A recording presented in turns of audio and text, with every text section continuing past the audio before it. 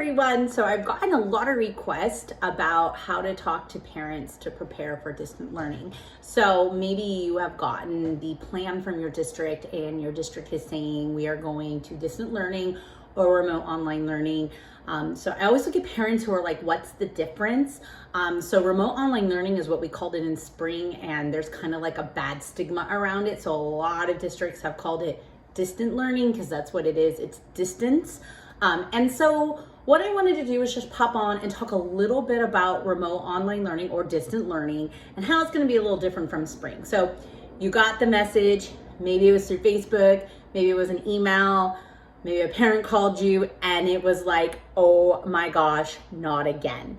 Okay, first of all, many teachers are telling you whatever happened in spring is not happening again. Here's the reason why. In spring, teachers were told that we were going to come back to our classrooms. Remember, in March, we didn't know how much COVID was going to spread. We had no idea that the numbers were going to be the way they were. And so we kind of believed after spring break, we'd be able to come back. We didn't come back and we were kind of in crisis mode. So we didn't know what to do. Many of us were said, oh, maybe you'll come back in May. So we were like, okay, we'll keep doing it. And then by the time we got to May, we knew we weren't coming back and it was kind of too late. So throughout that process, what we were doing was pushing out what we call asynchronous assignments.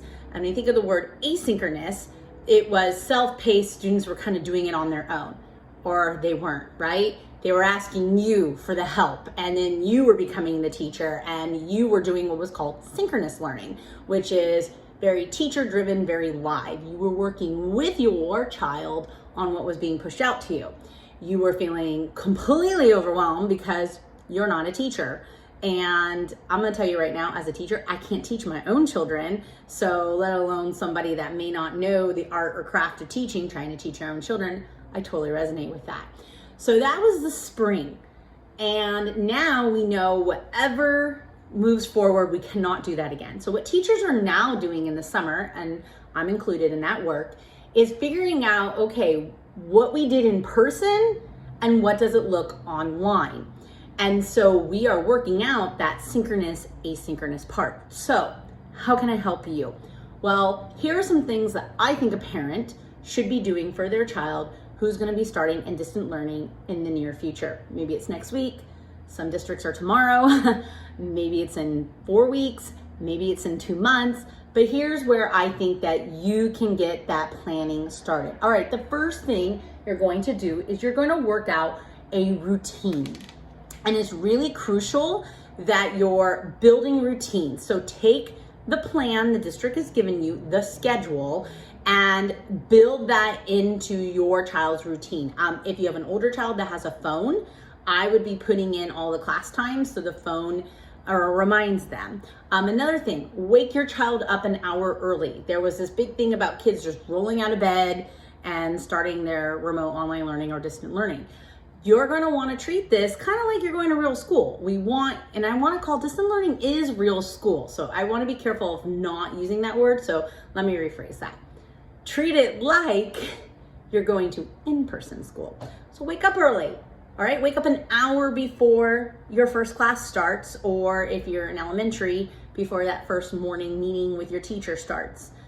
Get a good breakfast, comb your hair, brush your teeth, get dressed. Many kids are just in their pajamas.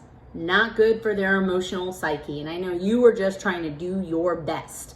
All right, so build a routine, get up early, and I would definitely for sure buy a regular alarm clock for your child, especially if they're older children. Maybe the youngers you don't have to do, but for your older children, yes. Don't try to just put it on their phone.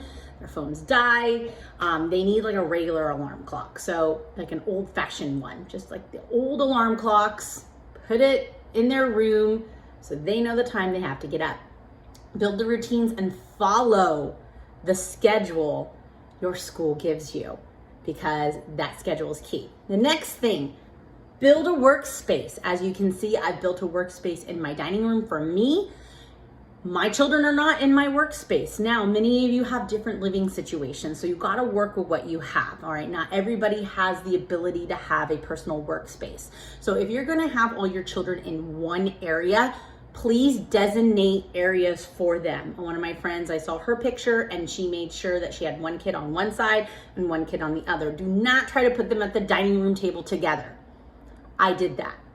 Didn't work. They need designated work times, especially because they may be on different Zoom and Google Meets and they're gonna be hearing each other. So invest in a space for all your children. Now, if you have multiple children, you're gonna have to figure that out and get creative. Finding a desk can actually be really affordable and easy.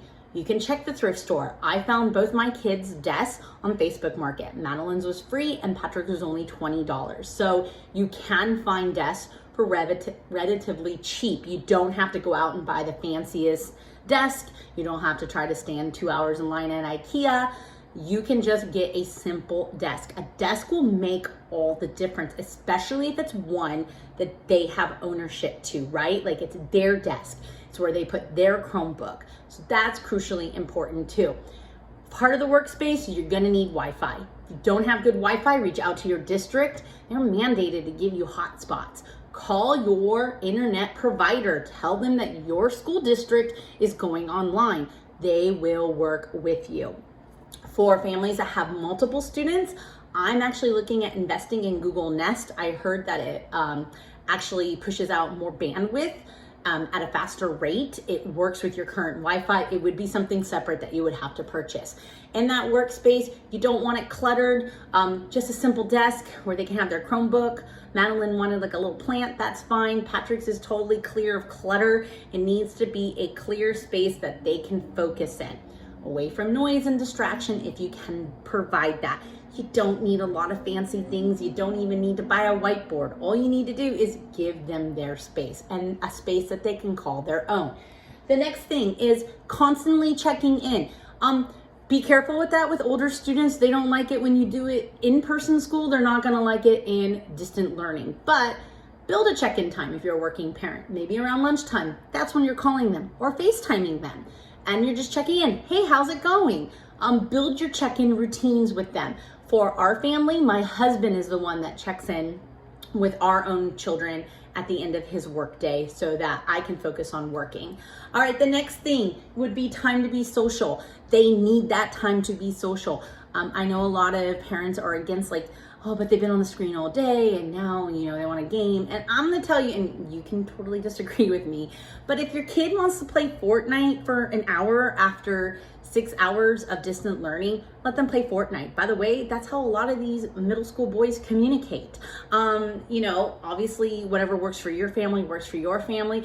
Going on a walk, getting some fresh air is all really important, but let them have that time to be social and what that social time looks like to them, not to you, to them. Also, doing it safely, so you're not letting them hang out with a ton of people, because obviously the key is we want to go back to school in person. We have to stop the spread. Okay, the last thing is being a cheerleader. This is the most important point. If you've reached the 8-minute marker of this video, this is all you need to know. You have to be a cheerleader.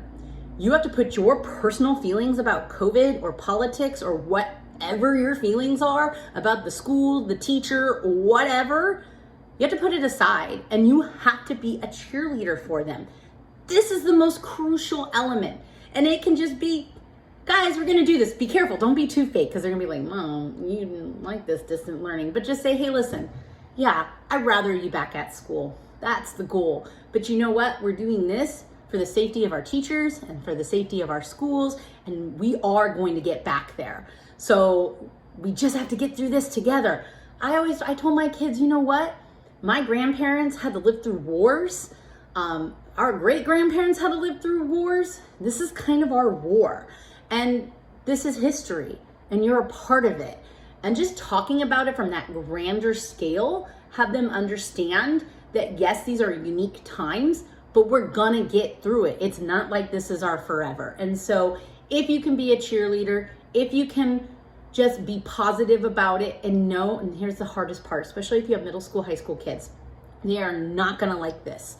And you're not gonna change their mind with a happy smile, but just listening to them, understanding their frustrations, letting them vent and you not vent is key. I hope you found these tips and tricks very useful. and I'll see you in distant learning.